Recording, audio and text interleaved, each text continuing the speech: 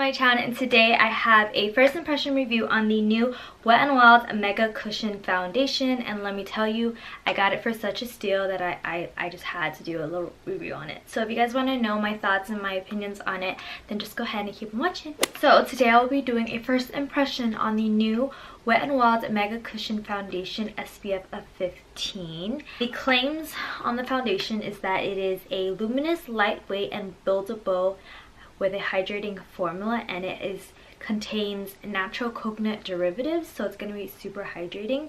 And I am combo to normal skin. I usually get really oily in my T-zone, and then I have like dry patches around my skin during the winter time. So this is what the packaging looks like, super cute.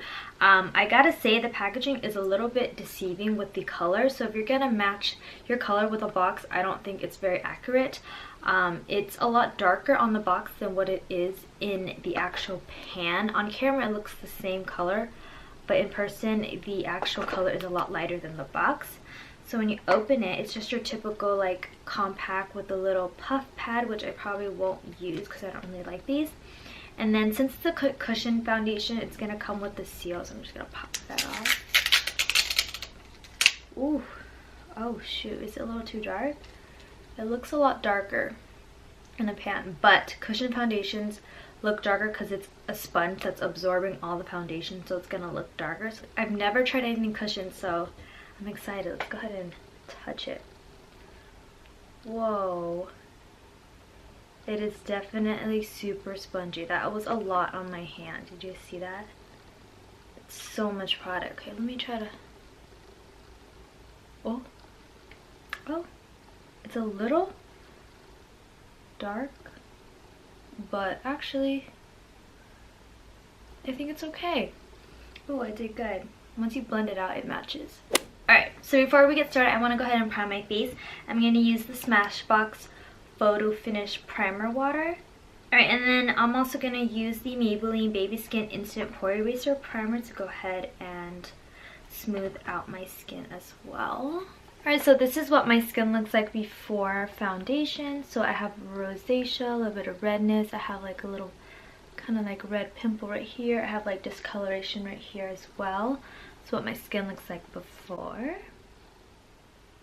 I'm just going to go into my sponge and get some on. This is a fresh new beauty blender. And I'm just going to, let's see. We'll do this side. Okay.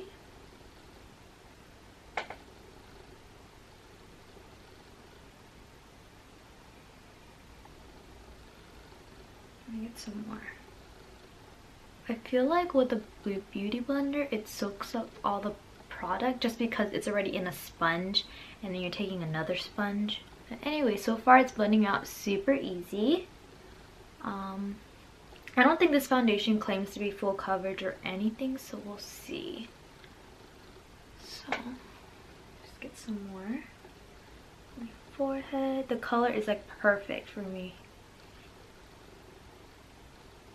It looks a lot darker in the pan, but pretty much perfect. Let me get around my nose. Oh wow. It doesn't cake up at all. Like, it looks so good.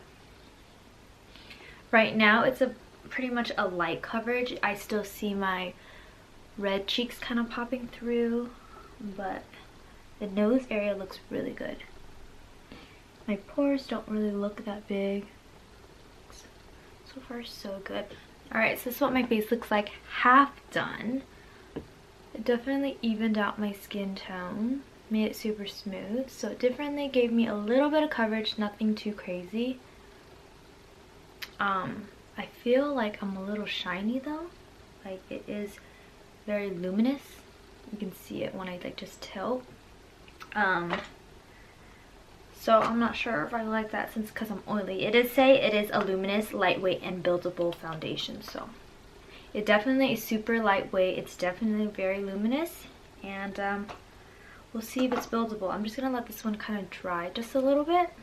And then I'm going to do the other side with a brush and see if it gives me a little more coverage with one layer.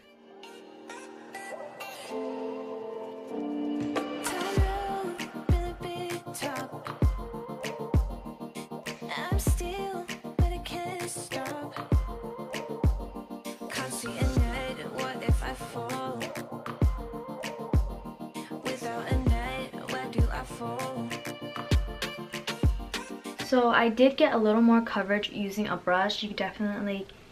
This is more of a light to medium coverage, whereas this side with the Beauty Blender is a very nice light natural coverage, which I would probably wear this more on like an everyday, and if I wanted more coverage I'll use a brush. But it looks really good, especially around my nose. Like, it's not caking up at all, which I sometimes have trouble because it's like very dry there. And since this foundation is luminous, it's very hydrating and it's super lightweight. Like, I don't really feel anything on my face, and a brush definitely gave me more coverage. So I'm just gonna go ahead and do one more layer on my right side with the Beauty Blender, and hopefully it will give me the same coverage as the brush side. Can't see the end, what if I choke? There is no end, I'm gonna choke. There's no way out of this circus. Alright, so I did one more layer on the right side, and it definitely gave me a little more coverage. I still see a little bit of red, just like the slightest bit of red compared to this side. So if I wanted more of like a full coverage look with this foundation, I would definitely use a brush, but a Beauty Blender works perfectly fine. The coverage is really good right now. I would say this is a medium coverage on both sides with the Beauty Blender, and then the brush, and my skin is nice and smooth. The color, it looks really good too, so good, yay for me. I'm just gonna go ahead and conceal under my eyes, set my face, and finish off the rest of my makeup and see how it blends on top of this foundation.